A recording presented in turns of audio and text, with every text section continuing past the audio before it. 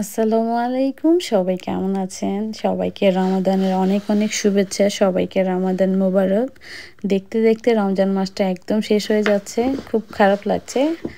আমার রমজান মাসটা অনেক পছন্দের একটা মাস।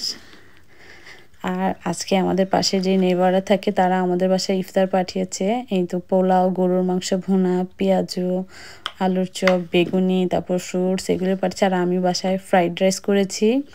আর এখানে চাইনিজ ভেজিটেবল ছিল। এখানে ছিল সাওয়ার চিকেন বল, আর হলো ম্যাঙ্গো জুস ছিল, যেটা এখানে দেখাতে ভুলে গিয়েছিলাম। এই ছিল আজকের আমাদের ইফতার আয়োজন। তো সবাই কেমন আছেন, কে কোথা থেকে আমাদের ভিডিওগুলি দেখছেন, কমেন্ট করে জানাবেন। আপনাদের একটা কমেন্ট আমাকে অনেক উৎসাহ করে নতুন নতুন ভিডিও বানাতে।